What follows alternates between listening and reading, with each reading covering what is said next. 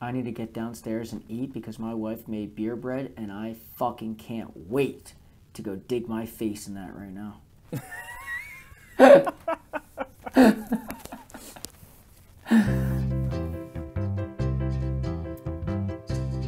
This is the Drop Podcast, where we talk golfing in the Garden State. I'm Mike Poro, and this is Ryan Coulott, and this episode is presented by the Law Office of Mallon and Tranger. What's going on, everyone? We got a big episode this week. We got a lot of stuff to talk about. We have a unbelievable interview with Nick Bova at the end of it, so make sure you stay tuned. It is a do not miss interview. Nick is a tremendous golfer and instructor, and we go and talk about all kinds of stuff. It's really a great interview. Last week we announced that we were on iTunes now, so if you missed that, you can find us on iTunes. That's a good spot to listen to us. You can also listen to us on Spotify. Both of those are the Drop Podcast. Give it a listen, rate, review, subscribe, all that good stuff. You can find us on Instagram and Twitter as well, our social media handles. That's at @thedrop_pod. You can find all our content there. Like, follow, keep up with all the stuff that we're doing. Lastly, we got a YouTube channel. We've been putting all kinds of content, videos. All our stuff is really there. That's The Drop Podcast on YouTube. Hit that bell for notifications, like the videos, subscribe to follow along. Yeah, just want to keep emphasizing, the Instagram and YouTube. We're doing our best to get out there and keep pushing as much content out as we can. We got a lot of stuff still to come this month. But as January starts to roll around, it may get a little more difficult for us to get it out. So we might just hit the pause button a little bit there come January and February before we get going full throttle again in March. But real quick, before we get going, Ryan, I do want to touch a little bit on, if anybody has not seen it yet, we got our first ever giveaway here on the Drop Podcast. We've been fortunate, as I said in the video, to connect with so many of you guys through DMs or even through text messages for that matter. But Country Club Editions, they were generous enough to DM me and us at our Instagram handle. And what they are is they publish limited edition golf art for all different private courses in the entire United States. They sent us a link. They said, pick whatever one you want and we'll ship it out. Didn't charge us a penny. Said it's a free giveaway. So go check those guys out at countryclubeditions.com. They're also on Instagram at country_club_editions. You can see our post. We pinned it to Instagram. It's been getting a lot of traction. And if you want to, be eligible to win the giveaway, make sure you follow the rules in the post that's provided. Yeah, for sure. It is really, really good. I mean, Mike brought that to my attention and asked me, we kind of went through and was like, which picture do you want? They have all this. I mean, the gallery of golf images that they have is tremendous, especially for New Jersey, and it's awesome. Is all you can say about it. It's an awesome gallery of pictures, and so we picked the one from Matitaconk, giving it away, and it's awesome. It's a great picture. Yeah, if not for nothing really else. So if you haven't seen it, if not for nothing else, just go check them out. Click all the links. Go check out the artwork. Yeah. Because there's so many different courses, and it's not just New Jersey, but our focus is golfing in the Garden State, so we wanted to find a good piece from there, and we found what we thought was the best one. But if, you're from outside New Jersey and you're listening in PA, North Carolina, wherever, you can find lots and lots of tracks. So go check them out, countryclubeditions.com. Yeah, really, really good. All right, we got a bunch to jump in. Mike, I thought for this episode what we would do is we cover such a wide range of topics when we talk to Nick, that I thought we'd talk about some things and have you and I banter about some things before Nick before we talk about them with Nick. And even if it's just a different branch off a tree that we talked about with Nick kind of thing. So I wanted to start with this one. We've kind of talked about this. I think this is going to be the quickest of all of them. Par threes, the distance. On a course what are your officially give us your feelings on par 3 distances on course? Because I got mine. I know we've kind of talked about it, but we went up to I think we talked about it. We did Stanton Ridge. Yeah. About the and I know we at least talked about it in the golf cart. So I don't know if we talked about it on the pod or if you and I were just in the cart talking about it. But golf has seemed to change over the years with just making these like really long par 3s and quite frankly, I think it's getting ridiculous. So what are your feelings there on par 3 distance? What should a course have? Yeah, I mean, I think when you think about par 3s, you have typically on most golf courses you have 4. Okay. And I think within those 4, there's many things you can do. And I think I'm an advocate of let me get one long one. Like, give me one challenging par 3, yardage-wise.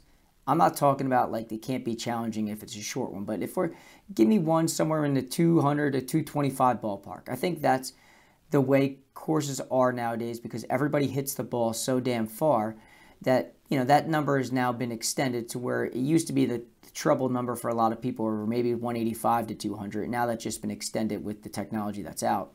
So I think there needs to be... The clubs are so much better the clubs, now. The golf balls, and frankly, the players, too. So I think there needs to be one, in a sense, a longer one.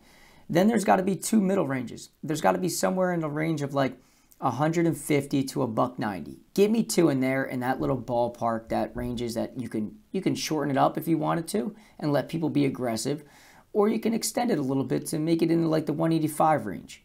And I think that would be, 2 out of the 4 right there. You add the third as the long one. And listen, I'm a huge advocate of give me that 130-yard par 3. Protect it all you want by a nasty green. Throw the bunkers around there.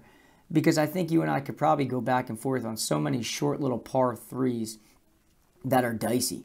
And I know we all look at numbers and say, okay, that's going to be a really hard one. But I know for me, when you think about the Ridge at Backbrook, they have that one little par 3 on the back 9. God, I think it's like 14. If you move the tee box to the right-hand side. No, excuse me, it's number 13. Now, hold on. Nope, let me stand corrected. 10, 11, it's 12. The 12th hole at the Ridge at Backbrook is and can be a shorter par 3. You move the tee box to the back right side behind the 11th green, and you're talking about a 130-yard par 3, but it's all over water. So we all know that we all kind of crap our pants a little bit. Now you got to hit 130 yards in the air. You got to make sure you hit it pure. And then if you miss it long, right, now your second shot is coming back into the water. So I think there needs to be a... Right, you can't butter knife it over. Then it's game in. Then you're really struggling. But I think there needs to be a variety. And I think that's kind of where some courses nowadays are struggling to where it's like, oh, we got to max it all out and it's got to be deep. I even think from the black tees you can have a shorter one. Extend a par 4 if you have yardage that you can use. But I think the idea of throwing a variety out there to people so it's not the same mundane par 3, 185, 200 yards. Everybody's taking their 5, 6, 7 iron, whatever they're hitting, and praying they make a 3. There needs to be a variety. Yeah, I forget who first told me this, and it's like a nerdy golf architecture thing, but and I know that Jack Nicklaus has said it too, so I don't like I'm not the only person that has this knowledge, but it's out there for everybody. You should hit every club in your bag when you're at a golf course. If not, you're playing the wrong tees is more than likely what it is. And the easy way to do that is to have some reasonable par 3s in there, because maybe all your 4s and 5s are a little long, so like you're hitting constantly into greens. You're hitting 5 iron, 6 iron, 4 iron hybrid, something like that. A 130, 140 yard par 3, you're forcing people to utilize the higher clubs, and I think that's almost like a lost art in most of the golf courses today. Sure, you're going to have days where the tee boxes will be up or the tees will be back, or you can rotate it. But like, I think if you're looking at like on stock day, you should have 125 to 135 yard par 3, then 155 to 165, then 185 to 195, and then like you said, that 210 to 225 yard par 3. I think that's a good mix. And then again, it might be different based on where the tee boxes are, where you're putting the pins. So there might be days where it's 125, and then you got a 165 and a 175, and then a 225. Sure, I'm not saying get rid of the long one, but I think it's such an easy way, and it's such a good way. Again, like you said, block it all you want to with. Throw a ton of bunkers in, throw some super deep bunkers, throw a mound in the back that if it rolls off, you're not chipping it back on. Do whatever you need to do to protect it on the shorter one. But I'll tell you, I feel like we don't have any of those short ones anymore, and I just don't know where. I don't know where they are, and I'm not saying that you should feel relief when you come to a hole. But if you're constantly getting pounded with I got to use this club again, or I got to this is where I got to be, this is where I got to hit from, or this is the taking out the hybrid again, taking out my 5-iron. It just I don't want to say it's a relief, because again, it shouldn't necessarily be a relief coming to a hole, but the relief of I get to hit a different club. Yeah, I think let me hit a 9-iron into this. Let me hit or even using different clubs. Maybe it's not maybe for some people it's going to be in between a 9-iron and a wedge. Okay, so you gotta either nut up on a wedge or choke down a little and hit a 3/4 8-iron or something like utilize your swings, utilize your grip, utilize the clubs in your bag. Yeah, and I think that goes along the line. Yeah, it goes along. Let's give me a little variety, and I don't think there's anything wrong with one way or the other. But I think the idea that if I have a variety of par 3s that are interesting in distance, aesthetically, the surrounding areas, the pin locations. Because I'm sure there's many par 3s that we can think of that truly stand out, that you're like, wow, just because that's short doesn't mean it's easy. And I think that's sometimes the correlation that people think, oh, it's a short par 3, I'm going to make a birdie here. And it's yeah, good luck. And I think for me, when I think about those little short par 3s, it's one of your favorite courses at Hollywood. You take that 4th hole, for example. People look at the number, and it's oh, it's not that far. Okay, it's surrounded by 4 or 5 bunkers. The green slopes from back to front. It's nasty as hell. It's nasty, and the false front that's there, it starts nearly where they put the pin. I mean, it starts halfway through to where if you don't hit and stick and it has any kind of trickle, you got, 20 feet of it being slow, gaining speed, and then it hits the false front, and then it's just off. Not to mention, like you mentioned, it's got a ton of bunkers. It's also elevated, and it has those 2 enormous mounds next to it. So that hides some of it too. That's like you said, that's a terrific hole that is pretty short. If you look at the number, it's short by nature. Is. Yeah. But it's not. But you're not going up to that hole saying, "I'm scoring here." You're probably saying, "I hope I survive." Exactly. And again, that's the relief of okay, I hit a different club, because you probably didn't hit. Again, for me, I think anytime that I've played that course, I think that's the first time I hit 9-iron for the entire day, is 4 holes in, and I think that makes a good golf course. Yeah, so and I don't. There's so many examples. Do you have a favorite par 3? Is there one that stands out to you more so than any others? Wow, damn, that was nice. That was a good one. I'm putting you on the spot with that. So you really are. Well, you don't let me look at the question. You don't let me look at the topic sheet. So I need to be prepared. No, I got to be. Hold on. I got to be on my toes and throwing you bullets. It's not that I don't let you. Let's be clear. You don't like to look at. It's there. It's in the drive for you to look at. You just choose not to. I like. Do you like the surprise? I get it. That's a great one, I will say. It's probably up there with some of my my favorite par three. There's a par three at Ridgewood I got to play. I was lucky enough to go on, I think not this past summer, the summer before, and beautiful par three. It like super narrow, kidney bean. I don't, to be honest, I couldn't tell you what number hole it was, but it is like any time that Ridgewood has hosted an Open or the not the Open, the Barclays, it's one that like everybody, it's the par three that everybody looks for.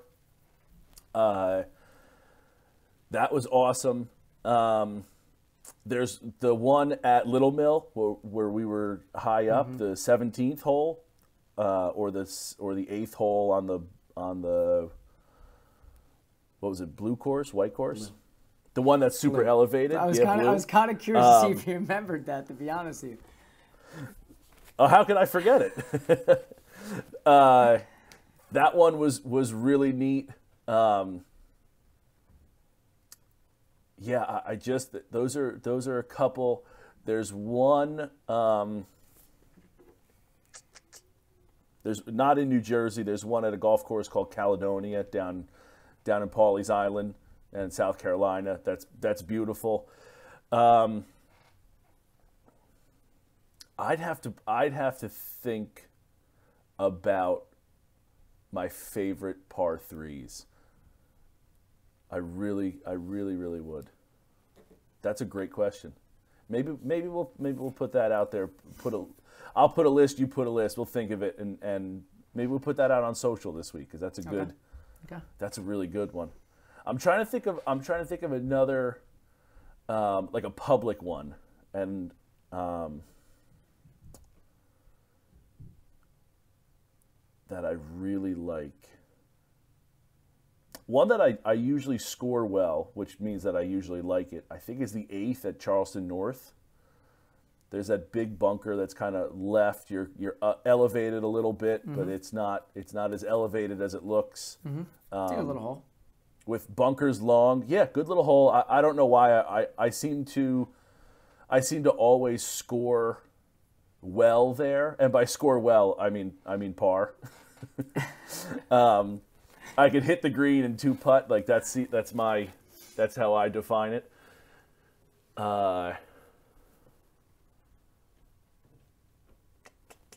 I'm trying to think of like Hominy.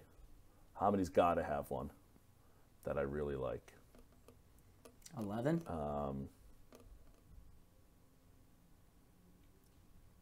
11's a really good one. You're right. That's a really, really good one.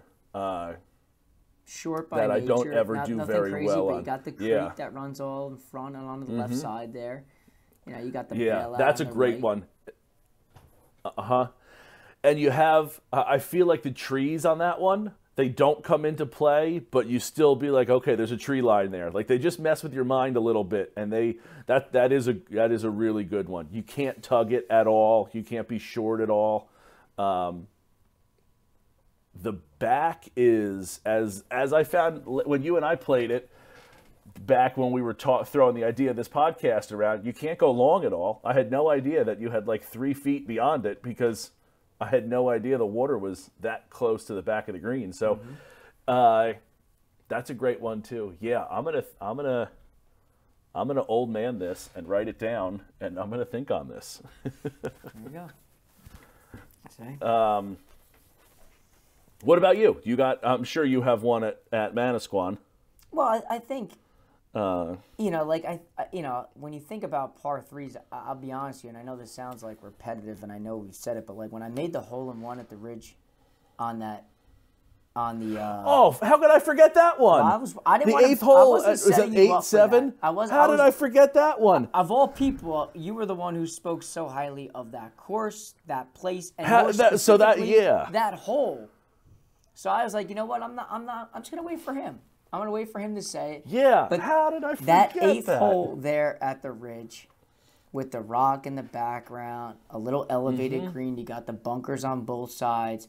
Like, again, that could be a many different yardages. You can play the right side of the tee box and it'd be $165, and you can go in the back on the left-hand side, and it could stretch out to almost 200 yards. So, like, that has a variety. But, you know, at Manasquan, the 15th hole is to die for. You know, it could be 210 if you go all the way in the back, 2.25. You got to hit it over water. You got water all along the left-hand side. Most people bail out right. I think those would be the two for me that kind of stand out more so than any others. Have you ever had a hole-in-one on that one? Not yet. Yeah, I would say, I mean, those are the two for me that kind of stick out more so than others. I mean, we could probably think long and hard about even many, many others. But, you know, and I know this may sound like odd, but like even the 10th hole at Ocean Acres. I know that's like a muni in Ocean County. It's nothing to brag about in terms of the course, the conditions. But that little par 3 plays about $140. It's kind of like an island green that sits out there. I think it's their best hole. You know, it's not a great course. It's not always in the greatest conditions. But like that hole specifically as a par 3 is neat. It's cool. But yeah, I mean those. That is a good one as well. That's a really good hole. There's many different ones that offer many different things. I mean, you could even talk. And if I mean, there's. I was just gonna say, if Ocean Acres had any kind of like right behind them, if they took care of that clubhouse at all, or took care of that porch, or like that could be a unbelievable looking hole. And it is just it's an island green. I wouldn't say there's a ton of undulation. I feel like the whole green is tilted, but it's not like you have double breaks or anything like that. It's just surrounded by water. It's a good view. I think it could be much better if some of the outside aesthetics were better, but it is a great hole as well, like on its own. But I agree. I think you toss it out there to the crowd, see what everybody else thinks, and maybe we circle back in terms of finding our top 3 after we sit here and think about it some more. For sure. I can't believe I'm embarrassed that I forgot the Ridge, because that is one of my favorite holes ever. That is, I love it. You know why I love it? Because I don't think the golf architect looked at that property and saw that enormous mountain range and just went, this is the par 3. And then I almost feel like they just backtracked from there. We're putting a hole right here. The wall is going to be the backdrop. Let's backtrack I mean, it's just so perfectly placed, and it's just so good. And as you said, it can go from, I feel like there was 15 tee boxes, right? And it's been a while since I've played, but it can go up to, again, without looking at the yardage, can probably go from like 125 to 185. Yeah, now listen, you know, that's like, you know, I give you like, you know, like you're starting to round off with a double bogey right there. Like you started with a 6 right off the bat, and you're all pissed off that you dropped the ball there, and you want to start the round over, and I say, nope, we're just continuing, and you know, I thought that was your baby. I mean, baby's strong because I've only played the course twice, but I do love that hole, and I have talked about it a lot. So it's a double bogey start. That's okay. That's all right. I think we'll make it up with a couple. I'll string together some pars I don't normally get.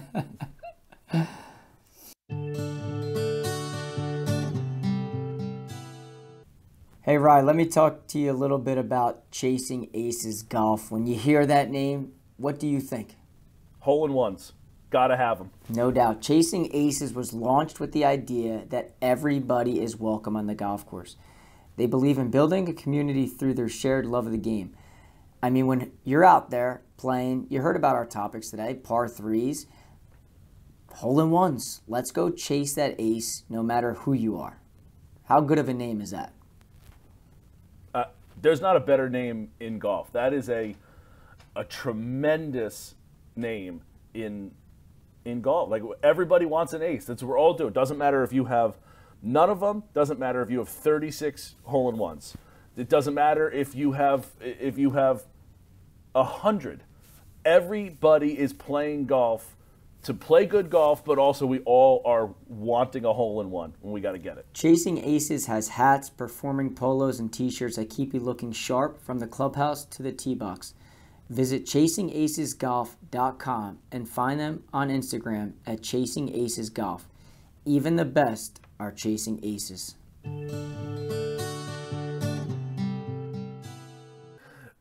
Course record. Wanted to ask you about what your thoughts are. Nick had mentioned the course record at Hamilton Farms. I think he said is 62 or 63. Let me rephrase. Somebody shot a 62 from the front. Someone shot a 63 from the back.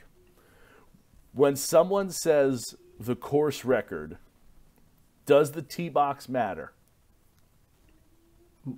And I think there's my birdie to make up for it, because that's a great question. 100%.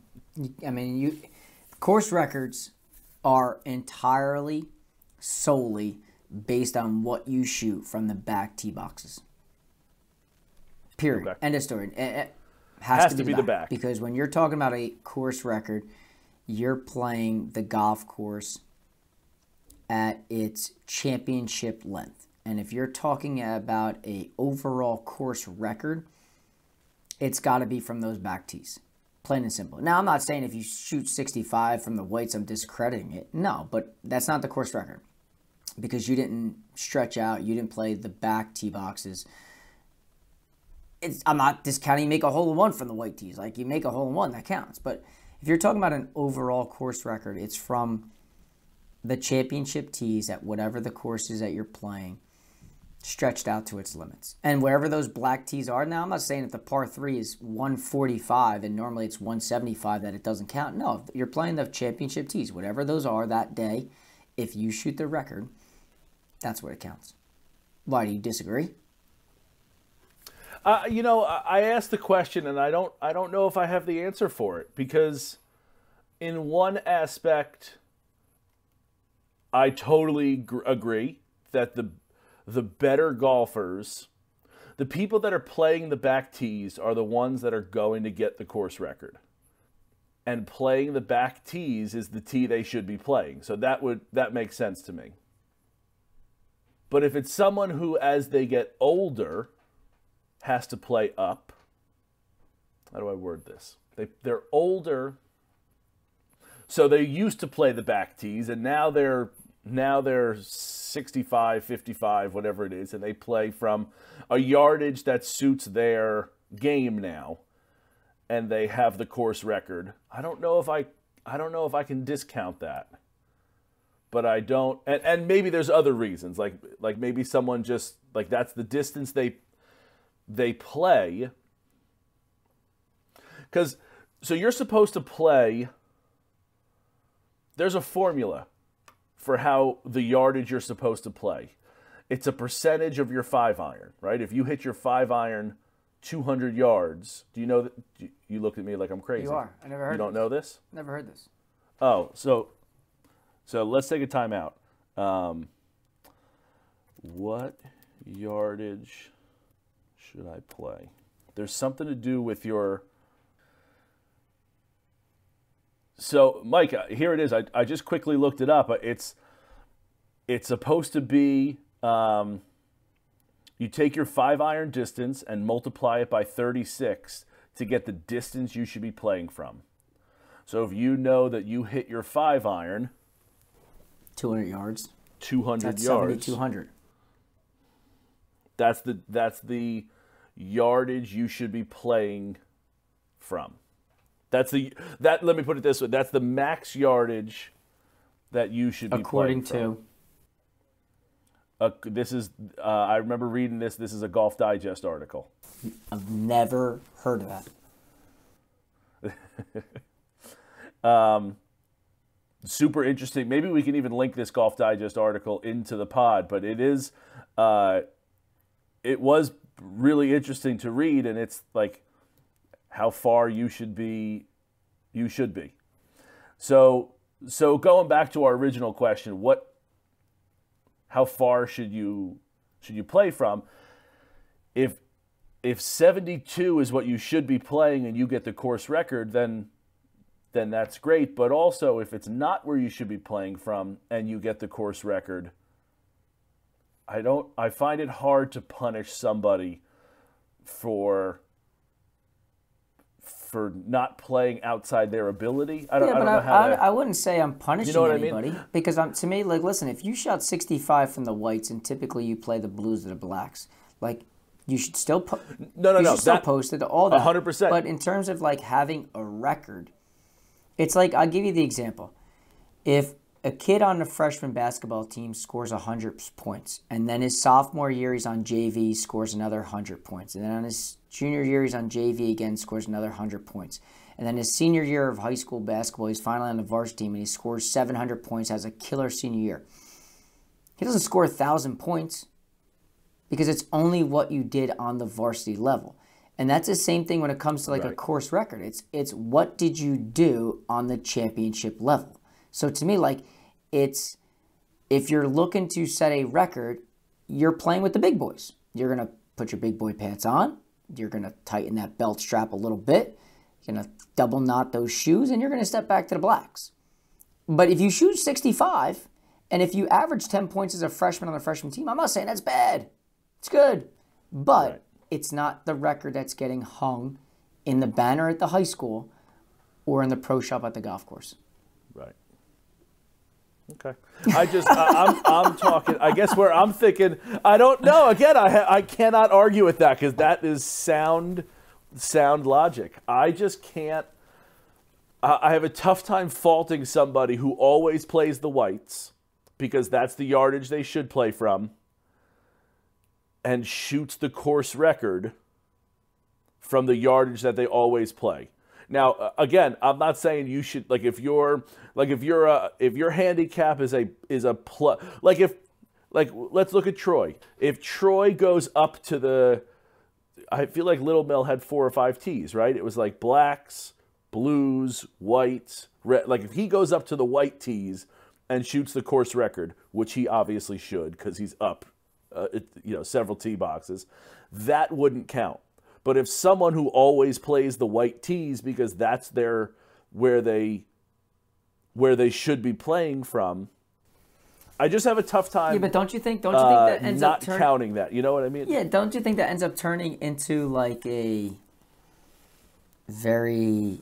But we talked about this. I'm a very naive. Yeah, I guess like everybody is doing the right thing in golf. Right, because ultimately, like, always who determines? No one's taking the calculator out before the round saying I hit my 5-iron 200 yards. I should be playing 72, but today I don't feel good. I'm playing the whites. Like, and then all of a sudden, like, you shoot 64 from the whites. That's a course record, and then now my name's going on the wall in the pro shop because I shot 64. But meanwhile, I should be playing the blacks. But today I didn't feel good, and I'm trying to justify why I'm playing the whites. I feel like it. No. You don't justify. If you either always play the whites, you either always play the blues, or you will always play the blacks. And I mean, like, so for me, and here's the only thing that I would say is like, you always play the blacks, right? You go up. Yeah, I personally just like to play it out. But you play, no, but you're playing with 3 buddies who you haven't seen in a long time that aren't terribly good golfers. They're all playing the white tees. Do you play up from the white tees with them, or do you like me personally? I'll always play with like whatever my buddies are playing. Like when I play with you, we're gonna play the black tees, right? I understand that, I got that. But when I play with like I have a couple friends in particular that I know that, hey, let's play the white tees. Like, I'm not like let's just go up and play those. That's fine, and I'll just join them up there, right? Like that's not. Now, the course doesn't have to worry. I'm not sending a course record. But I also know that I usually play a different tee. The only reason I'm playing that tee is because it's inconvenient for me to walk all the way back or walk. Like, I'm having fun with my buddies. Like, I want to be with them on the tee box. I want to, like, you know what I mean? So that's, for me, I wouldn't count that as a course record because I'm not playing a tee that I normally play. But if you play a tee you normally play, that's the only thing. And again, maybe I'm being naive about everybody's playing the tee box they should always play. And if they're not, then that's the issue. You know, or again, I just might be naive that someone's going to be a +3 and then go play the white tees and call it the course record. I wouldn't count that. I wouldn't say that's a course record. Yeah, and I think that's why for me, when you're talking course record, it's got to be there's one course record. There's not a course record from the whites, the blues, the blacks, the reds. Like, oh, maybe the reds, because the women and men don't always play. They're two different tee boxes. Maybe there's a course record for the women and a course record for the men. But the course record is always from the back tees. So you have two, men and women. Plain and simple. To me, I don't have wiggle room or even gray area to entertain the thought otherwise. I'm not saying that like there's a tee box course record. I just have a tough time saying that if someone says that's the course record, I don't always ask what tee box it's from, because it doesn't matter to me. I just maybe I have to now. I don't know. Like I said, I don't have an answer. So, all right, guys, that's going to be all for Mike and I. We're going to send you now to an interview we did with Nick Bova. Nick's the director of instruction at Hamilton Farms. He is the 2022. He won the New Jersey PGA championship this year, which was held at Manasquan River, which we go into in the interview. He's been teacher of the year for New Jersey. He's been a top 50 instructor in the U.S. He's a tremendous golf. He's a tremendous golf instructor. He's well-spoken. He's got a lot of good stories. We had a really good time talking to him. So here's our interview with Nick. Tom Mallon and Randy Tranger are board-certified trial attorneys who share more than 40 years of legal experience. They specialize in personal injury matters, workers' compensation cases, and criminal and municipal defense. As certified trial attorneys, they have recovered millions of dollars on behalf of people injured in accidents and employees injured at work. They have offices conveniently located in Freehold and Point Pleasant. For skilled and personalized legal representation, call Mallon and Tranger at 732-780-0230 or check out their website at tmallonlaw.com. Not only are they good people, they're good golfers too.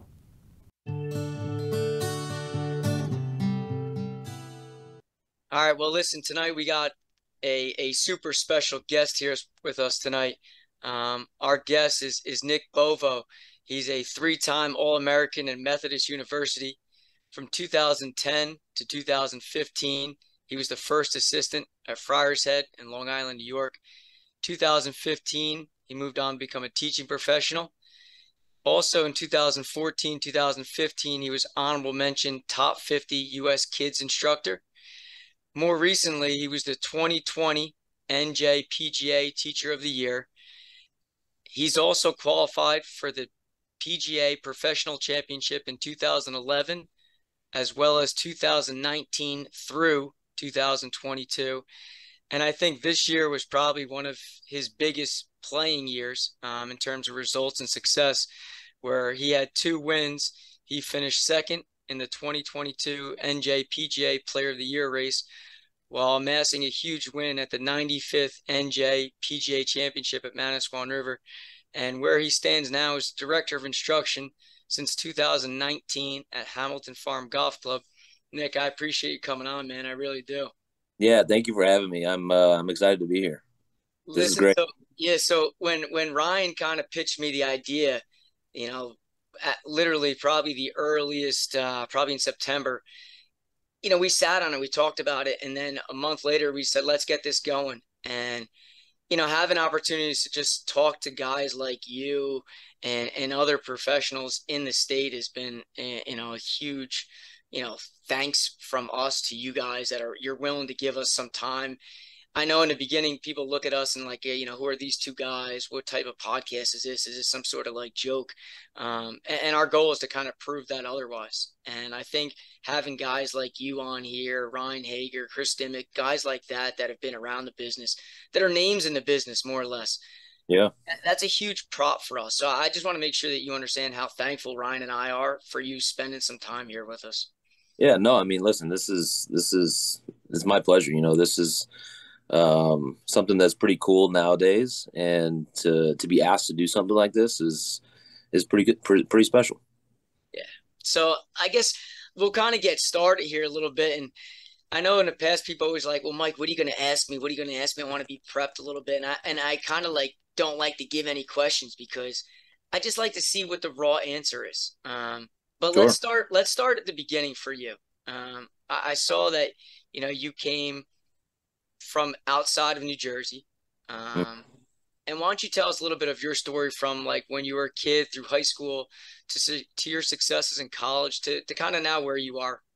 Sure. So I started out playing golf at a very young age. I mean, basically, as soon as I could stand up. My dad was actually a genius. So he cut down an old bullseye putter.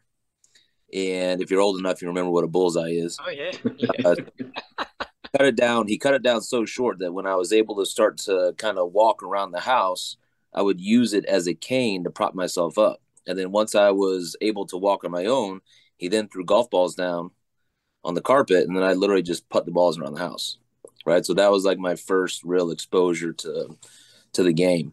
Um, I've got a younger brother who's 2 years younger than me. We played all of our golf together throughout, our younger years. Our mom and dad were divorced. So, summertime was like, we spent every waking moment with dad on the golf course. And it was, it was a pretty good childhood, really, to be honest. And, he taught both of us how to play. He was a really good player himself.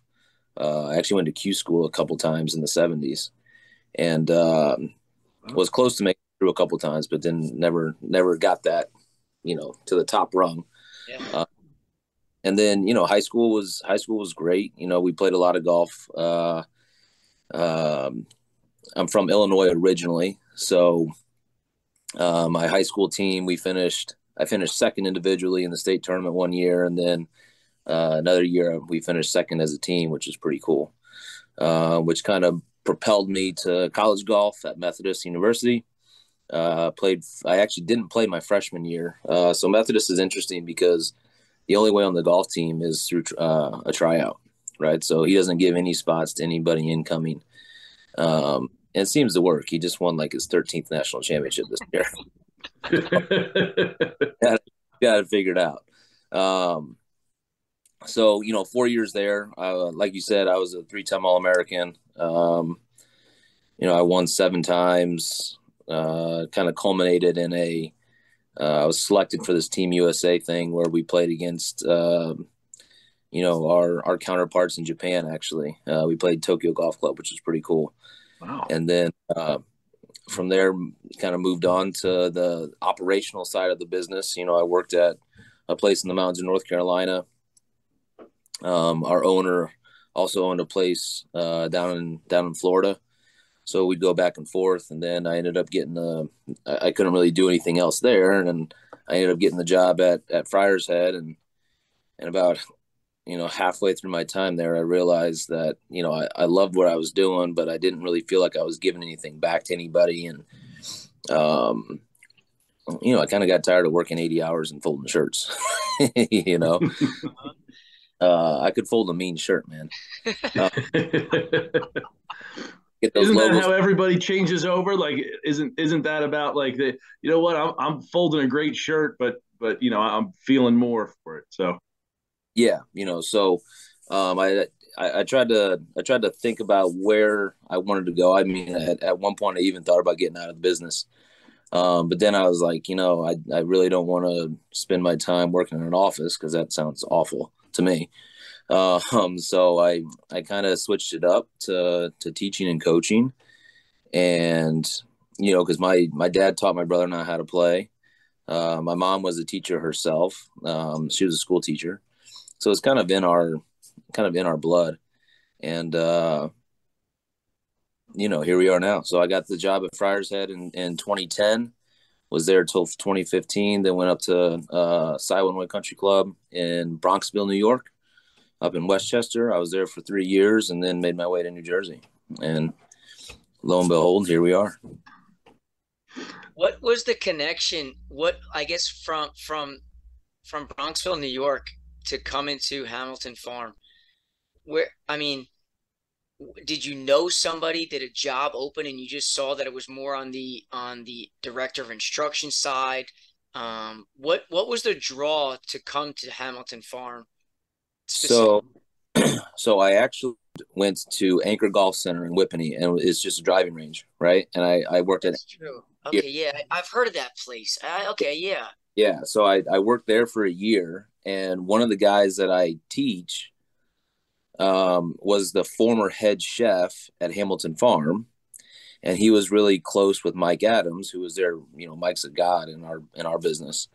Um, Mike was there before me, and in April of 2018, John comes in. And he's like, "Hey, Mike's leaving Hamilton Farm. You should get that job."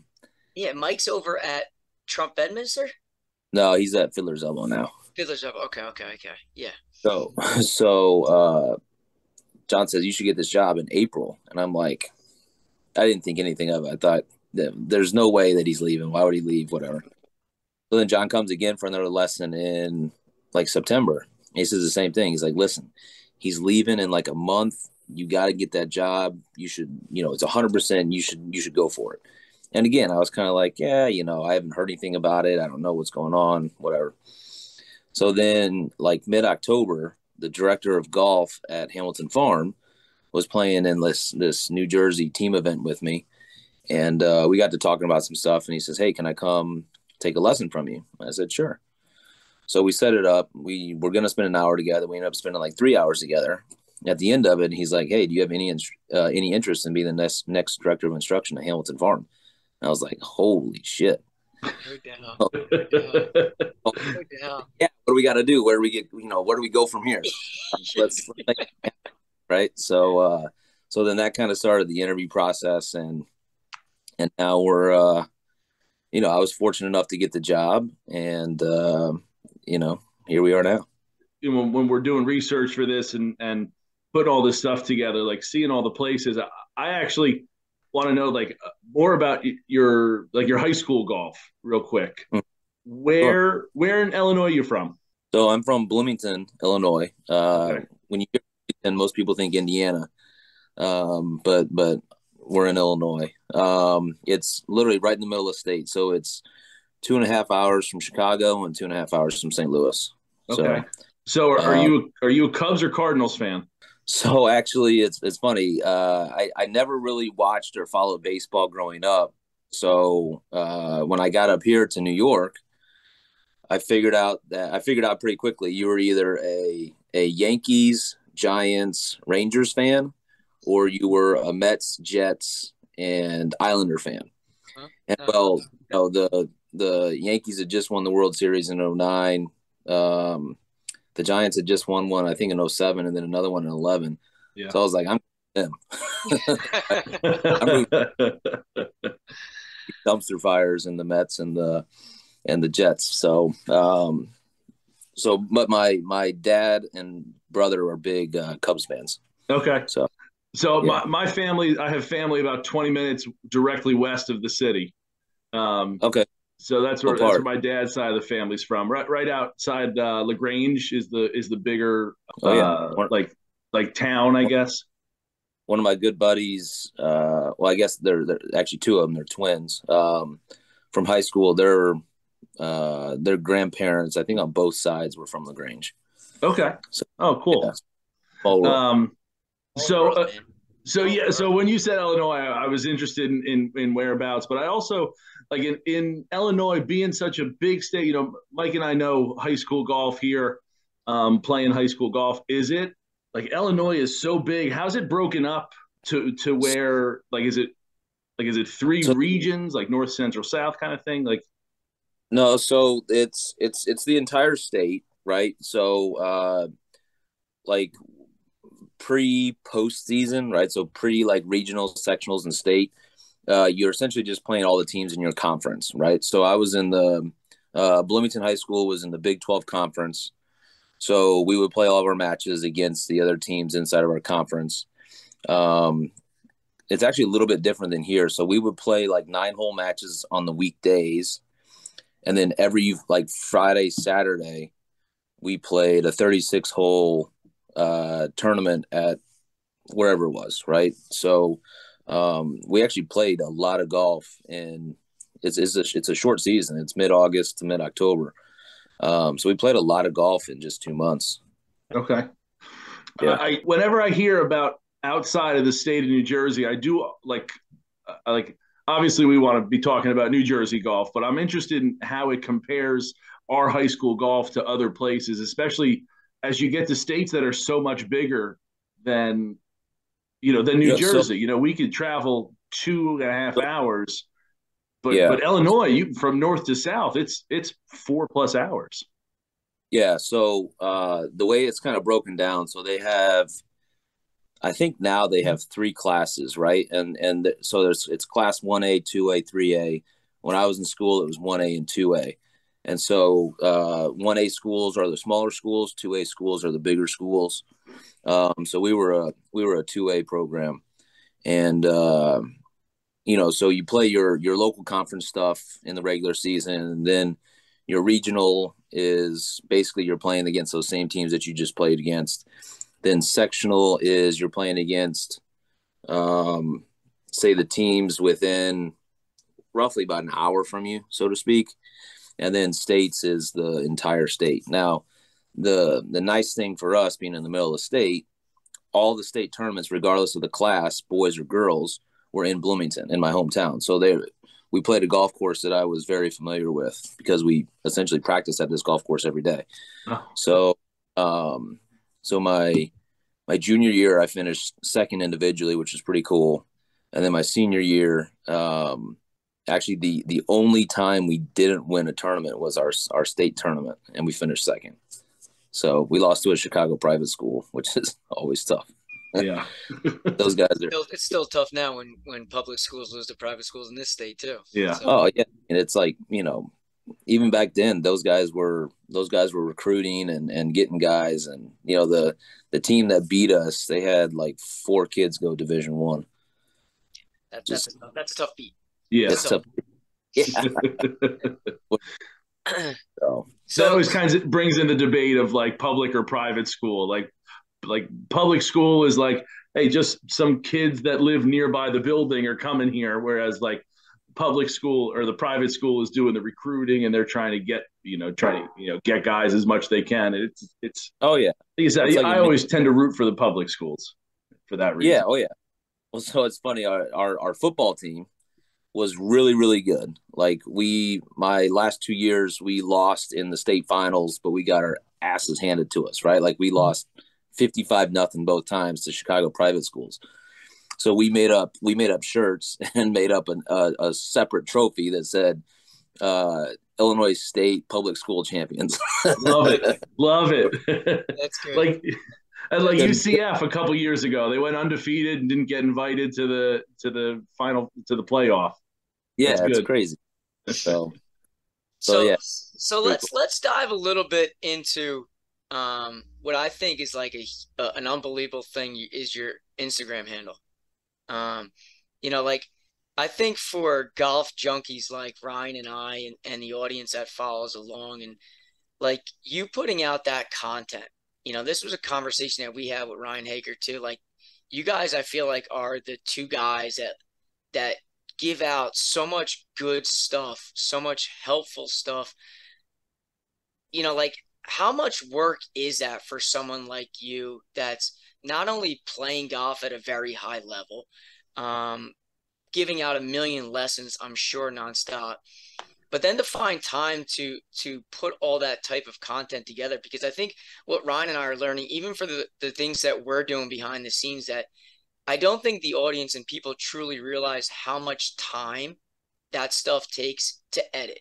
When it comes out, and it may be 45 seconds, a 90-second clip, but you're spending time cutting it up, going back, trying to find the right font, the music, whatever the case is. Like, talk a little bit about that content that you share on your Instagram handle. So, like the way I kind of work it, because I'm not great with like editing stuff. So the way I work it is I'll basically have a plan of what I want to say, and then I'll film it like 5 or 6 times, sometimes 7, 8, 9 times, kind of depending. Trying to get the message across the best way, right? And I'll kind of change each one, and then I kind of just get it to where, by the 5th, 6th, 7th time, whatever it is, I've got a pretty good handle of what I want to say, how I want to say it, like order in which I want to say it. So then I don't have a whole lot of like editing. Now that's a lot more so towards what I did when I really kind of started doing all the Instagram stuff, because then it was like, pump out all the instructional stuff, all the like little nitty gritty and position stuff and all that, that like golf junkie stuff that people really, really like. Yeah. And now it's a lot different. Now it's, can I create a 10-second reel that is going to get across the point of what I'm trying to do, and it's fun to look at, and is, the music's good, and because, people have an attention span of 6 seconds now. I mean, it's like crazy, right? Yeah. So the funny thing is, in the last probably 2 years, the best performing stuff I have on social is the stuff that's like, I had a video that was like 4 seconds long talking about how you move in the downswing. It was literally 4 seconds, and it got 850,000 views. It's crazy, right? But little, it was very short. It was clean. It was easy to understand. It was only 4 seconds. So it's like people see that and they see it, and, then they rewatch it, and then they rewatch it, and then they rewatch it, and then they follow. And then, it turns into, for me, it turns into a business opportunity. When I first, yeah, go ahead, finish. Go ahead. When I first started this, it was like, I tried to do it as a way to monetize, right? I was trying to figure out how I can make money off of it. So I would turn follows into clients. And so, that's essentially how I built my business. And that's why I did it kind of the way I did it. And that's exactly what I was going to ask is, like, in terms of you putting out that content, what is the ratio in terms of like you locking in somebody that's willing to now pay, in a sense, to come take a lesson, where if I'm watching your stuff, I probably can learn a hell of a lot by taking your reel, your post, getting in front of a mirror and just rewatching that over and over again. Now I get it. It's a lot better if it's one-on-one and you're sitting there watching me swing to correct it. But do you have an idea of what the ratio is to like you getting some clients or some customers or people that sign up for lessons based upon what you're putting out? So I would say early on, the conversion rate was pretty good. I wouldn't say 50%. I mean, 50% is like crazy good. Yeah, I would say that's incredible. Maybe 15%, right? But over the course of a year, if I get 1,000 followers, if 15% of that turns into a lesson, that's 150 new clients. So that's a pretty good amount. Now it's tougher now because I've got such a, I guess, a large following, right? With like 30,000 followers. So it's a little bit less. It's almost like I've almost caught all the people in my area, right? So I'm getting these people from outside the area, right? So I've had people ask about online stuff that I really haven't done online instruction in the past, but I'm going to start doing some stuff this winter to kind of get those people that are in California, or I got one guy in Belgium, right? He Wow. wants to do, Love that. he wants to do FaceTime stuff and stuff like that. So, I'm going to kind of move a little bit more towards that now that I got kind of a better idea as to how to do it mainly. Yeah, and listen, I'll just plug this real quick. If the audience does not follow Nick, I'd actually be surprised, but it's at Nick Bova Golf on Instagram. If you don't follow him, which I'd be stunned if you didn't, but if you don't, you should. Yeah, go follow. Please do. Yeah, no doubt. Go ahead. You got a question, Rye? Yeah, I was gonna dive into something. So, Nick, this might be a little long-winded here, but I have a close buddy who has a close buddy whose name is Tuna. I know Tuna. Okay. All right, good. So that's the first hurdle, because my buddy's like, I was telling him, I was like, well, we got Nick coming on, and he's like, okay, tell Nick that you know a buddy who knows Tuna. And I was like, okay, that seems like a lot of degrees of separation there, but whatever, we'll throw it out there.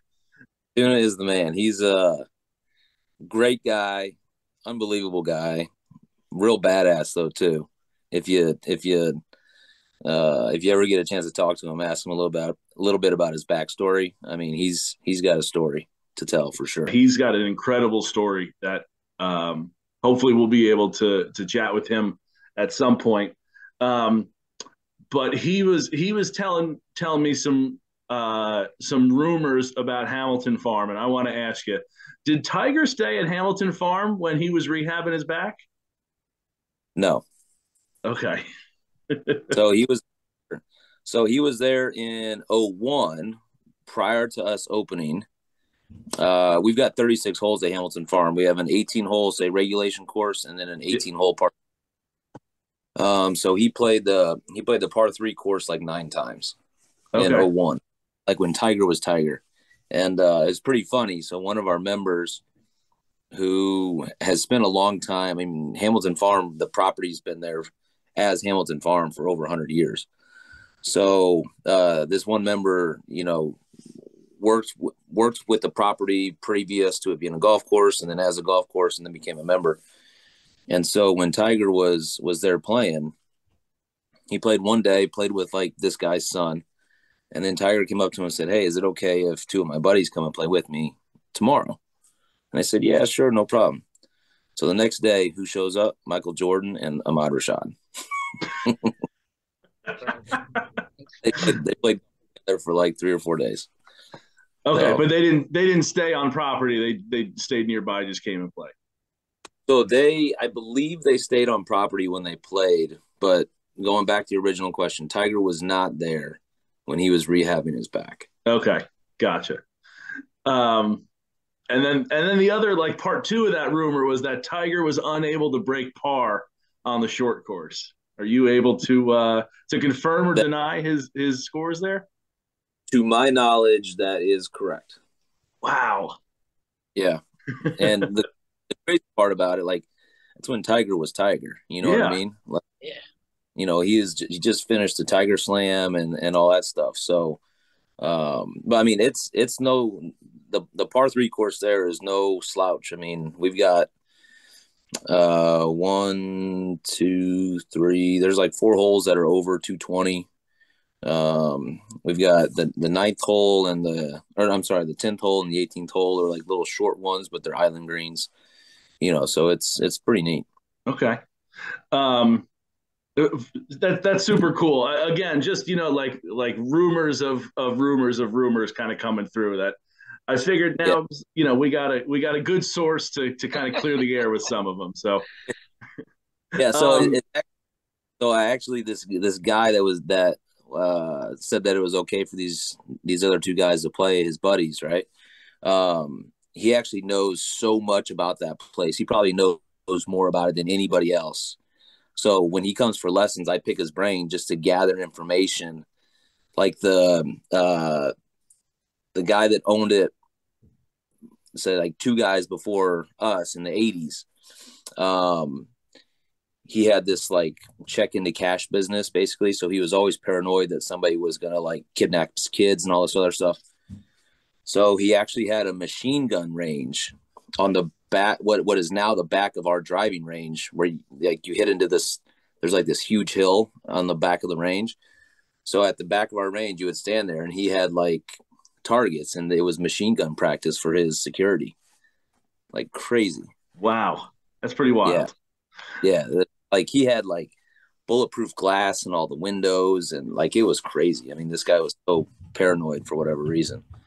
But yeah. So let's dive a little bit into the course itself. I mean, I Ryan and I have never been out there. Obviously, we've heard so many amazing things about the place, and especially the par 3 course, and then obviously, like Ryan said, like doing the research on the place, you know, finding out that the Hickory course is the only USGA rated par 3 course in the United States. You know, that kind of threw Ryan and I for a loop, because we were going back and forth like Augusta's par 3 course has to be rated, to find out that when we're doing the research that nope, this is the only one. We were kind of mind blown about that. But let's talk a little bit about both the Highlands course, which is the regular championship course, and then like the Hickory golf course as well. Mm-hmm. Yeah. What do you want to know? everything. Like I guess you know what I am? I'm fascinated by the par three course. Yeah. I just started playing more competitive golf since COVID, and I want to say like in 2020 or 2021, I tried qualifying for the New Jersey State Open at Watchung Valley, and I played with a member from Hamilton Farm, and he was telling me this story about the par three course and how like it is just unbelievable. So I just started nerding out in the middle of the round and just started blitzing him with a gazillion questions. I can't remember his name, and I don't want to say the wrong name, but tell us about the par three course. I think I'm just like, I don't know, just like I love that. So I think the first hole in the par three is the best par three of the 22 we have on property. I think it's the best one. It's a little bit downhill. It plays like 210. The green slopes away from you. It's like a kidney shaped green almost. False front, falls off on the left. Like deep greenside bunker on the right. Like it's just the first hole you got to just sack up and hit it, right? And because it's right by the entrance road, so there's cars driving by and there's people walking by and all this sort of stuff. So you're like, what's going on here? Yeah, you're just hoping you probably just get it somewhere on the planet Earth. Yeah, it's mostly like maybe I just chip one down into the fairway. But the cool thing about it is you can literally hit essentially every club in your bag, depending on how far you hit it. But like for me, I'll hit 4-iron through my 58-degree wedge playing that golf course. So if you struggle, like a lot of the guys that I teach will, for whatever reason, struggle with par three scoring, right? So I'll just tell them, like, we have a simple solution. Go to the Hickory and figure it out. Look, we don't have to reinvent the wheel. Right. Like, just go play it and figure out how you strategize to play those holes the way you need to. But it's like I said, 1 is like 210 yards, 2 and 3 are like 150 to 155. 4 is about 175. 5 is about 190. 6 is 225. 7 is 190. 8 is 180. 9 is 160. 10 is 120. 11 is 155. 12 is like 100. 13 is 140. 14. That's driver for you, Mike. 14. Right. Let's not go down that road right here, buddy. Let's not go down that road. 14's like 230. 15 is like 195. 16 is 130. 17's like 240. And then 18 is like 100 and green. Yeah, so I would say that probably most golfers would learn and become so much better at golf by playing that course strictly. Because I think we all want to hit it farther. I think that's always like, oh, I want to bomb the ball. But if you gave someone 7, 8, 9-iron and say, like, go score on the par threes, which you're like, I should be able to that, and they make bogeys and doubles and triples, you're like, the solution, like you said, is right there. Par three scoring is something I think a lot of us probably take for granted. For sure. When I play with members and we play matches and stuff like that, like I always, they say 95% of the time a match is won on the first tee. Well, I always finagle it to where they don't get any shots on the par threes because I know that that's an automatic win for me because I can hit a green and 2-putt. And, I'm playing with even a scratch golfer out there, a scratch golfer realistically is going to shoot 75 roughly every time. So they're making a handful of bogeys. So, if they can learn to play those shorter holes more effectively and get rid of big numbers, make bogey the worst number you can make, you're going to save a lot of strokes for sure. No doubt. Yeah. And I think those par threes are an area where I think a lot of us definitely can improve at. There's no doubt, and I like the fact hearing that it's not all 2.25 par threes. Like Ryan and I have had this conversation many times that like we don't understand why every par three on every golf course we play, when we play the back tees, it's 230. Like whatever happened to like the 115 to 130 yard par three that's protected by bunkers? Like why does everything need to be so far? It's because it's that Tiger boom, and then into now the distance boom. It's like, people are hitting it farther and farther and farther, so where it used to be now, which is interesting because, if you're not hosting a tour event, I don't see any reason why you should ever have a par three set at 230. But, I think the theory behind it is that, the best players in the world, 30 years ago from 190 yards were hitting 5 irons and 4 irons. And now they can hit those numbers from 230. Right. So they're like, oh, well, we'll just make the hole 40 yards longer. Back it up. Yeah. Just back it up, and for the average guy that's going to go play that back tee, he's going to tee up a driver and try to rip it like it's a short par four. Like, that makes no sense. Like, go play up. Right. So, I think that's just a product of kind of the age we're in right now. Mm-hmm. No, I agree. But I think that'll change. You get designers like Corin Crenshaw and the guys that did Hamilton Farm, Hersden and Fry. Like most of their golf courses are, they've got like one long par three, one medium, one short, and then, the last one's kind of just a matter of how they feel like they're, whatever it is that they feel like they need at that time. But I think you're starting to see some newer designs that have some of these shorter holes because, historically, when you look at the historical designers of back in the day, they all had short little holes that were crazy difficult with funky greens and all this other stuff. So I think that a lot of that stuff's starting to come back. Yeah, it blows our mind every time. Like when we were talking about it, about like having a hole, like you should play a golf course and every club in your bag should be hit. But if every par three is over 200 yards, you're eliminating you're eliminating 4 holes where you could be using something different. Yeah. I mean, you've got 3 opportunities where you're missing the boat. Yeah. It's fine. Make one of them 230, but make the next one 140. Exactly. Right? And then make 190 and make the next one 160. Right. Yep. That gives you a pretty good test of everything that you got in your bag. For sure. All right. So I guess let's get into the Highlands course, I think, a little bit there. Obviously I know that's the championship course. And obviously just reading some things about the place specifically, like number 14 seems to be like the famous or talked about hole over there, the par 5. Again, this is just me strictly just doing research and reading things. Why don't you tell us a little bit about that course itself? So it's pretty cool. It's a great combination of long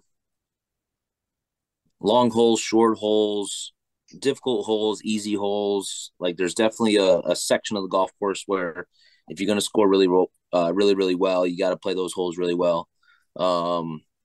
We just finished a bunker renovation this past spring, and it's made the golf course a lot tougher for the longer hitter, in my opinion. But like it's cool because the first hole starts off, it's like a 320 yard little par 4, and it kind of starts you off like nice and easy. And then the second hole is a 570 yard par 5 where you hit down the hill to a tight fairway, and then you got to hit up to a green that's 20 feet above you. And then the third hole is a 250 yard par 3. So it's like all right, that first hole was pretty nice. That was nice of you guys. And then it's like, holy cow here. But I think my favorite holes out there, 3, the par 3 is awesome. Actually, all the par 3s. 7 down the hill next to the bull barn is pretty awesome. 12 and then 17. I mean, 17 and 18 are 2 of the coolest holes because from 17 tee you basically look down the tee's a little elevated, and you're looking down onto the green, and then there's a gap in the trees, and you got the clubhouse and the 18th hole behind. So you basically have this really cool view of 17 and 18. And they put in a new tee box this year. 18 from the back tee is, I'm sorry, 17 from the back tee is like 265. And then 18's, 440. It's a great little, you tee off here, you kind of hit it over a ravine, and then you got to go back uphill to the green.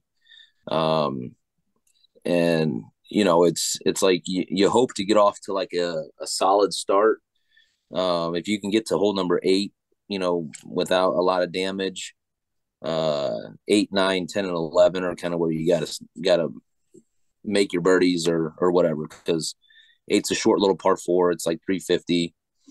9 is a 560 par 5, but it's all downhill, right? So like with the right conditions, when it's firm, with the right wind, I mean, I think it's 570 actually from the back tee. I mean, I've hit sand wedge into that green, right? Because there's like different levels in the fairway, right? So if you hit it up the left side, the speed slot's the left side. So if you hit up the left side and the wind is kind of like pushing you like down off your shoulder and to the right, you basically land in the fairway, and it kicks all the way down. I mean, it'll roll 150 yards all the way down to the bottom of the flat, which is 120 yards from the middle of the green, or no, from like the front of the green.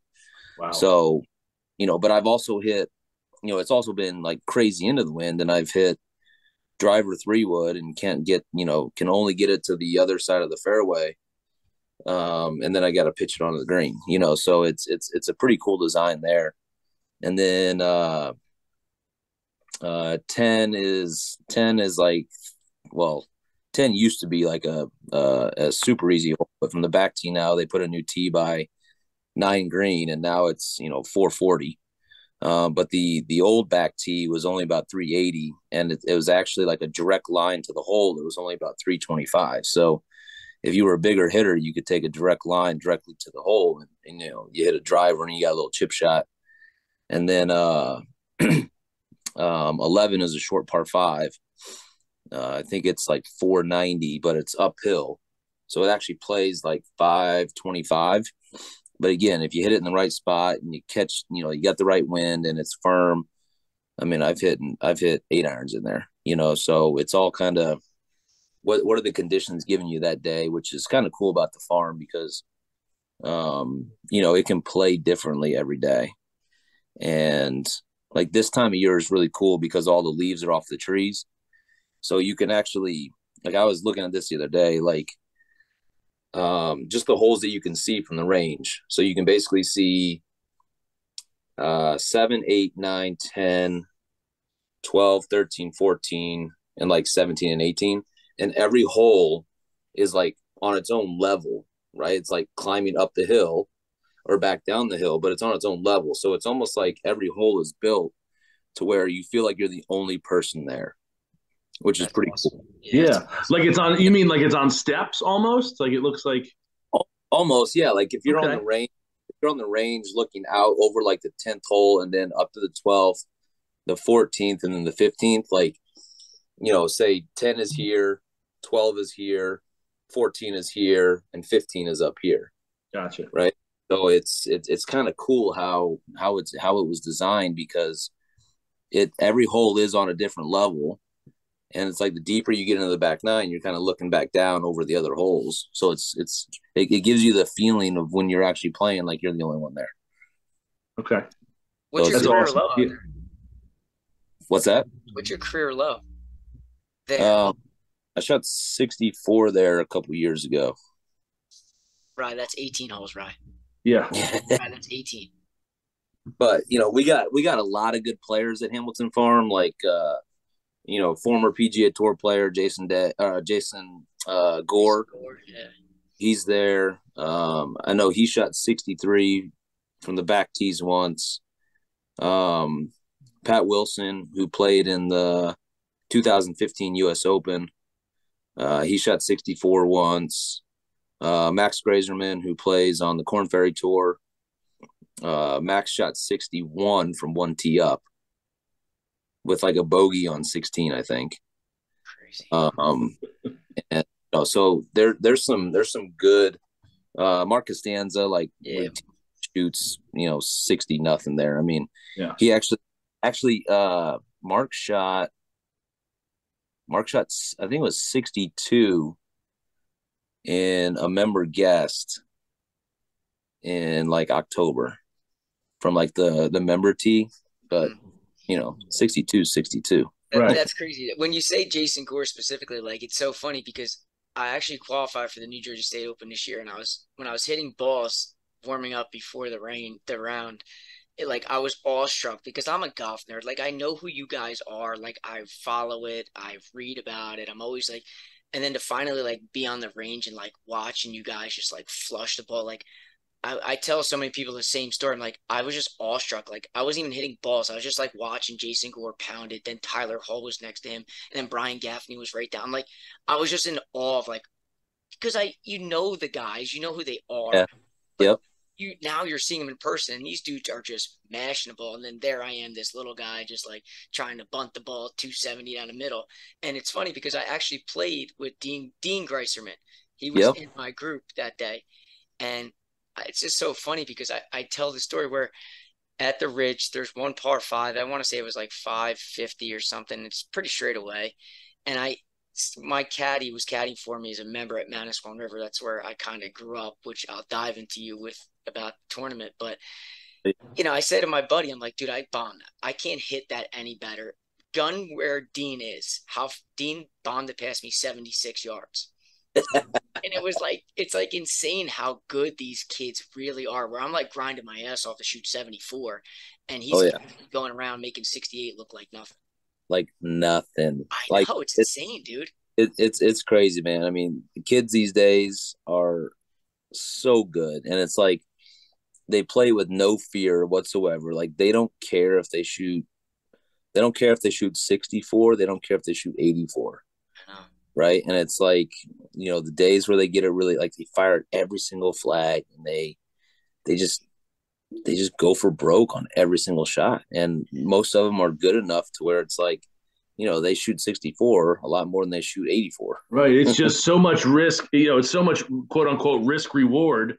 But when you're hitting it so far and you're having wedges in, is it really risk reward when it doesn't matter if you miss the fairway? Like that whole Bryson concept of, it doesn't matter if I miss the green, I have a wedge either way, kind of thing. Yeah, it's I think I saw a stat where it was like from 120 yards, if you hit a gap wedge from 120 yards, your proximity to the hole is the same as being 150 yards in the fairway. Right? So if you can bomb it up there and you're actually hitting the driver well that particular day, your proximity to the hole is going to be a lot closer. If you happen to hit it in the rough, you're essentially just still hitting it to the same distance you were if you were hitting a 3-wood and playing it back into the fairway. Right. But statistically, the funny thing, maybe not funny, but statistically, you're going to hit as many fairways with a 3-wood as you are a driver. It's no different.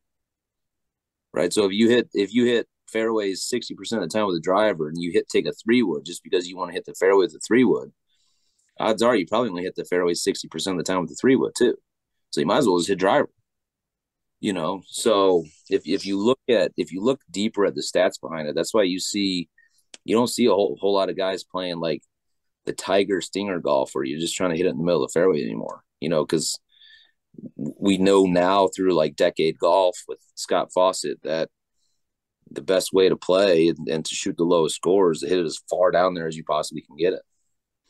Yeah, that is a very popular thing too, by the way, is decade golf. Like, I can't tell you how many times that we've heard that. We were fortunate by Troy Vanucci invited us out to Little Mill and play with him. We played literally one day, we played 29 holes with him out there, and he was speaking highly of decade golf, and he's going to get more into that next season so he can really dive into the analytic and stat side of things specifically, and brought that up.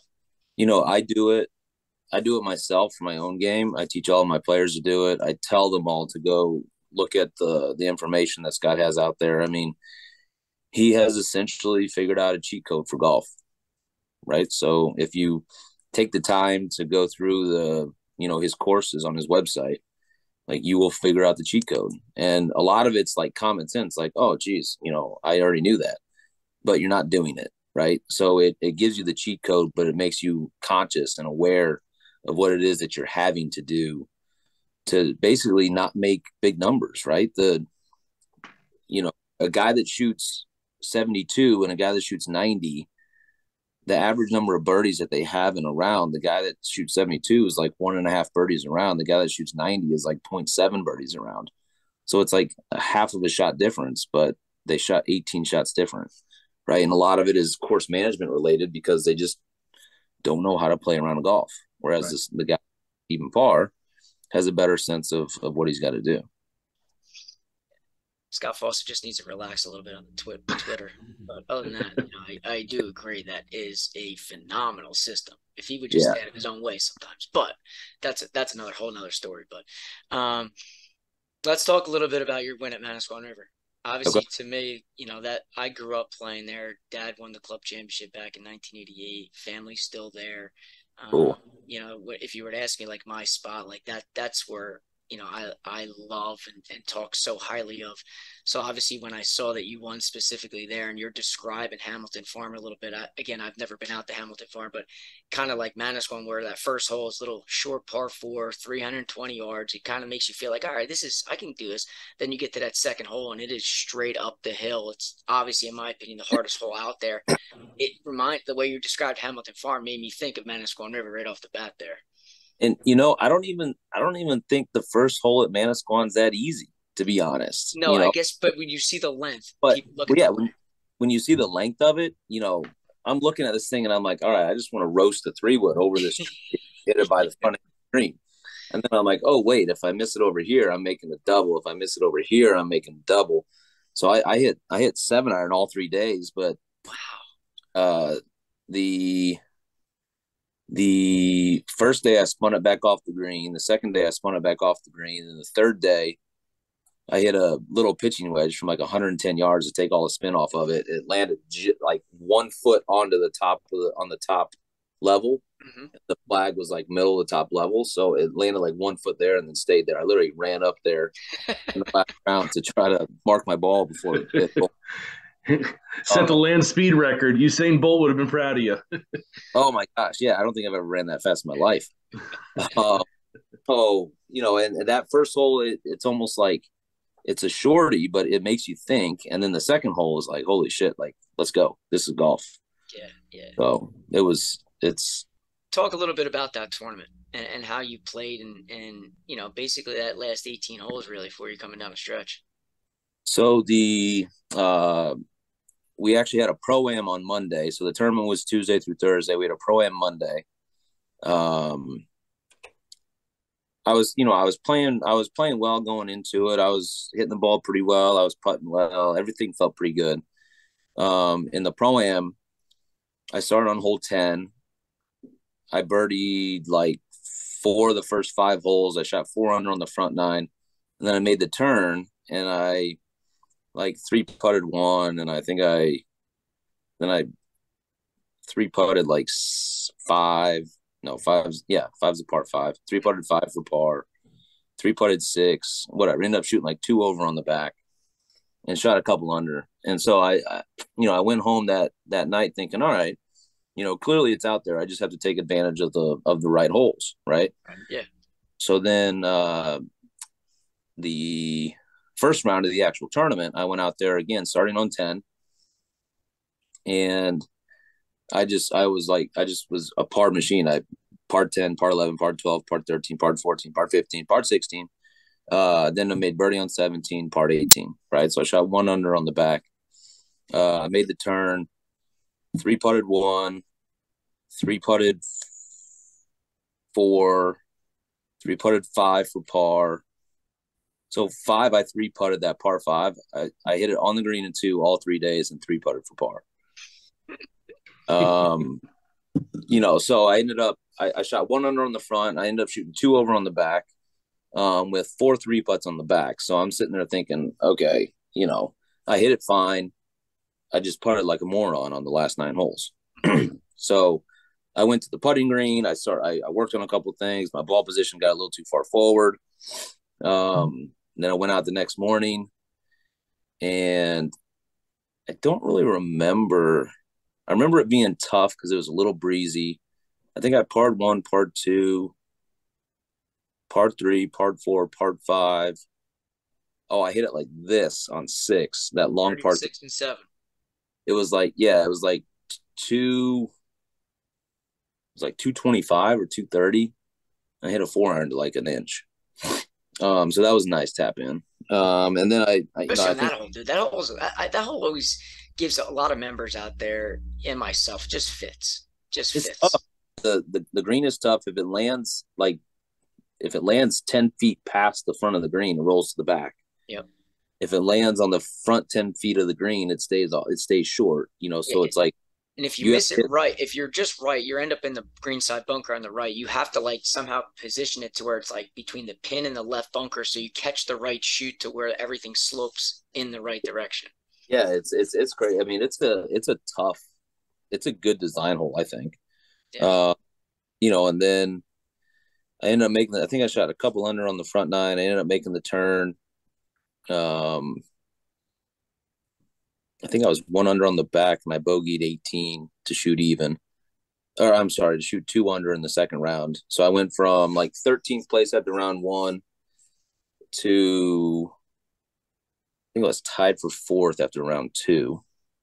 And then round 3, I parred 1, parred 2, hit it like 2 feet on 3, made birdie. Then I made bogey on 4, parred 5, parred 6.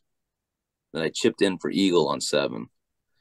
So I hit driver, I hit driver 8-iron, and the so back tees. Back tees. No, not back, not like the 600 one. Gotcha. The like 580. Yeah, okay. I was gonna say you made driver 8-iron with the back tees all the way by 6th green. That's huge. Yeah, I'm not that big. So there in round 1, 7-iron in 2, and then 8 in round 3, and I hit it just a little bit right, so it kind of bound down the hill and then got into the little collection area, like just short of the right bunker, and the flag was back right, and I hit a little pitch up there, landed perfectly, took 1 hop, checked pretty hard, and then trickled out and just fell in the hole. So made birdie there, made eagle there, made like a 15-footer for par on 8, made a 25-footer for birdie on 9, 2 putted for birdie on 11, bogeyed 15, then 16, I hit it in the like waist area. The flag was all the way back right, and then I missed my second shot long right. So I mean, I had nothing. I was toast. So I hit a pretty good little chip shot to like 25 feet, and then I made that. And then on 17, I hit driver. I hit 3-wood, 5-iron to like 45 feet. And my caddy, Clayton, he's like reading the putt for me. And like he called me off of the read that I was gonna use on 16. And it was a big breaker left to right. And he's like, it's not gonna move as much. The wind's pushing it the other way. He's like, don't play it as much. So I played it where he told me, and it went in. So then on 17, he's like reading this thing, and he's like crouching down like Camilo Villegas and like going all out on this thing because he knows he's got to make a birdie in the last 2 holes because we were 1 shot back at the time. And so he looks at me and he's like, he picked this spot like probably 15 feet away from me. He's like, if you roll it over that spot with good speed, it's going in. I'm like, all right. So I hit the putt, and it's rolling. It's 15 feet away from me. It rolls over the spot perfectly. I know it's good speed because I hit it perfect. And I said to Clayton about 10 feet short, I said, it's going in. And that mother went right in the freaking middle of the hole. Gotta love that. Like, from like 5 feet. So it was awesome. And then 18, the first 2 days I had hit driver and then just hit a little chip up there. But I think I kind of like overthought it. I hit a 6-iron. It kind of 1 hops into the left rough. I got kind of a crap lie. I hit an okay shot, but it lands on the down slope on the backside of the greenside bunker, so it shoots it all the way across the green, and the pin is very front left. Mm-hmm. Now I've got a chip from the back all the way down to the front left. This is part of the green right there. It's crazy breaking. I had a really good chip, actually. Landed it perfectly, rolled down, actually rolled past the hole, back up the back of the bunker, and then came back down to like 6 feet, and then I made that. So I ended up shooting 4 under the last day. Brian Gaffney hit it in the left greenside bunker on 18. We were tied for the lead. He hit it out to like 6 feet and then horseshoed it.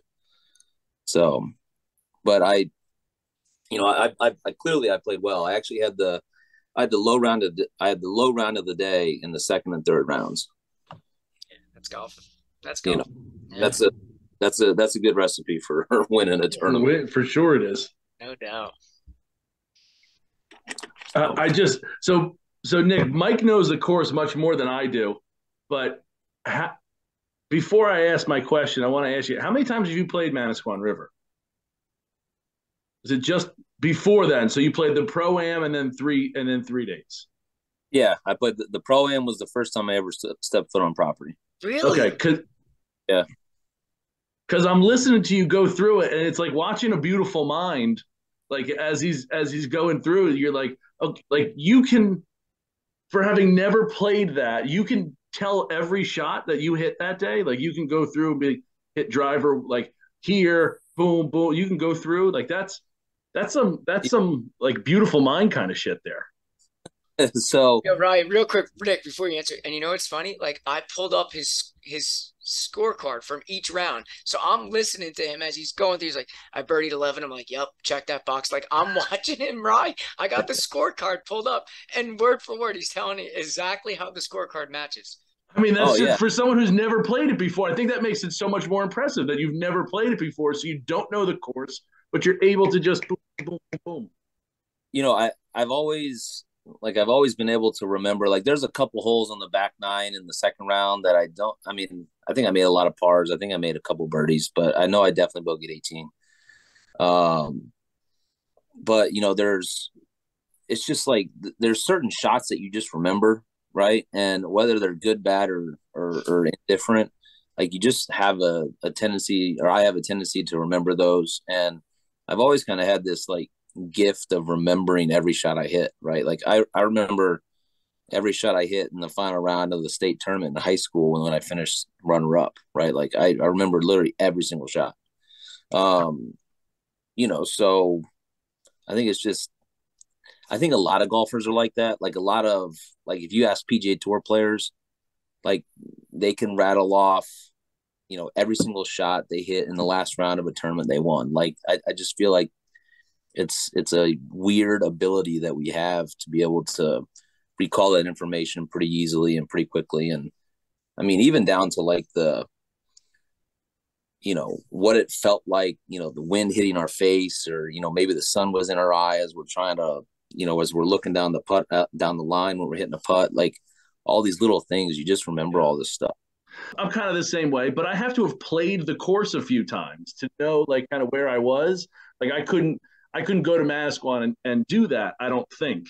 Especially with like the ease that I just watched you go through, was like as if you were watching it on tape. It was really impressive. You know, it's you know, and I was lucky, you know, I guess I'm fortunate, you know, I remember the good shots way better than I remember the bad shots. You have to. You know, so I was fortunate, you know, I hit a lot of good shots in that last round, you know, so they're kind of hard, they're kind of easy to remember.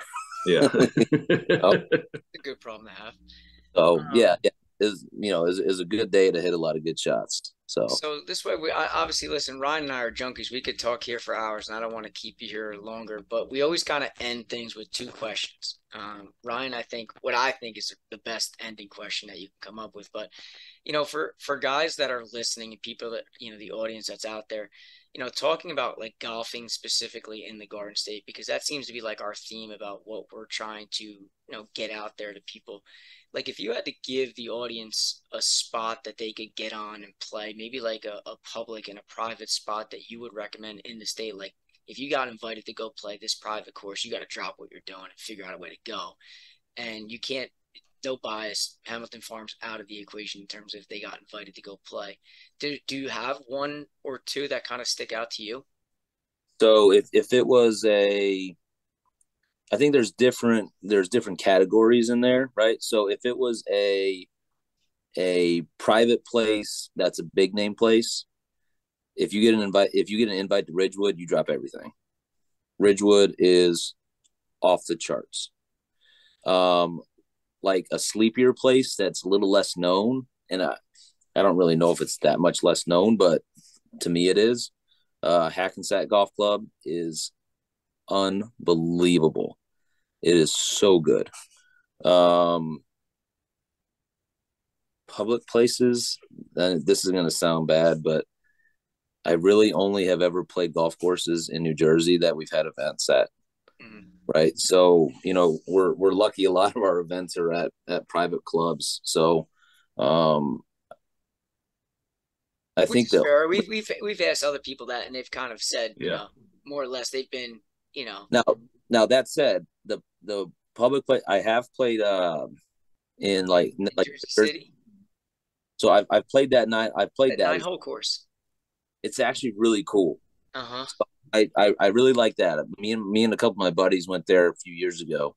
That place is really cool. So, if you were going to go look for a place to play, I think that's pretty cool because you get everything you want in 9 holes. It's a cool design. You can play it twice if you want, but if you want to get in and get out in 2 hours, it's a pretty good deal.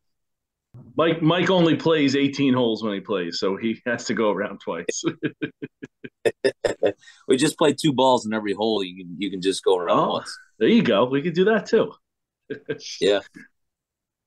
Nick, I talking a minute ago about like golfers kind of being quirky or whatever and being able to remember every shot.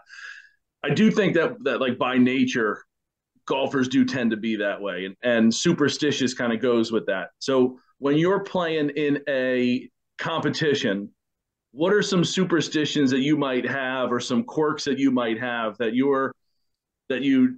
might be irrational, but you're also going to keep doing them? So I got a few. We all do.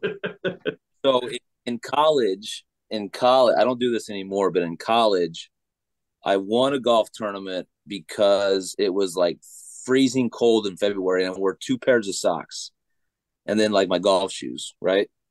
And I ended up winning the tournament. So I'm like, all right, I got to wear 2 pairs of socks now every time. So for literally like 3 years, I wore 2 pairs of socks every time I played around golf. But now it's like, I'll wear navy. I wear navy pants on the final round. Every time I wear navy pants in the final round, and then the shirt is chosen. The shirt is chosen by if I've actually played well in that golf shirt before. It's like so asinine. It doesn't make any sense. But like, if I shot 65 in that shirt a couple weeks ago, I'm going to wear that sucker again today because I need that 65. Yeah. So it's like silly stuff. It's definitely the shirt, It's definitely. I've always been a big proponent of what primetime say. If you look good, you feel good. You feel good, you play good. They play good, they pay good. Yep. Right. Like thought about that, right? For whatever reason. That's awesome. And, I carry 2 tees in my pocket. I got one long tee. Listen, the tee thing. Yeah, you're like the 10th person we've interviewed, and I cannot tell you how many people tell me the 2T thing. I tried the 2T thing, and I shot 44 in 9 holes and said, I'm never doing this 2T thing ever again. So Mike's never carrying tees in his pocket, and then he's like, okay, I'm putting 2 tees in my pocket now. He goes out, plays the worst I've ever seen him play. Ball is all over the planet. He can't make a putt outside of 3 inches. It's incredible. And then so he's like, again. So he goes, fuck this. I'm taking the tees out. And then he went, and then we played 27 that day, and he went like 2 over, 4 over, or something like that. So, I think it's, I know guys that either have 10 tees in their pocket or they have like a specific amount. And I never liked like reaching in there and having a bunch of shit in my pocket, right? So I've got a long tee and a short tee, my divot tool, and my ball marker, right? And that's it. Nothing else goes in there. I always keep chapstick in my like chapstick in my left pocket for whatever reason. What else? Those are kind of the main ones. Oh, I only play with Titleist 1. I don't play any other number. I hated playing. Like I would always, whenever I would buy a dozen balls, because in college I used to play with all the numbers, and I just specifically remember like playing poor rounds with 2s, 3s, and 4s for whatever reason. And so, I got to the point to where, I'd go buy us a dozen golf balls. Luckily, I don't have to buy them anymore. But I know where this is going, and it's about to get expensive. Oh yeah. I wouldn't buy 4 dozen. What I would do is I would just I'd pull the 2s, 3s, and 4s out, and then put them in another box, and then pull the 1s out of every other box.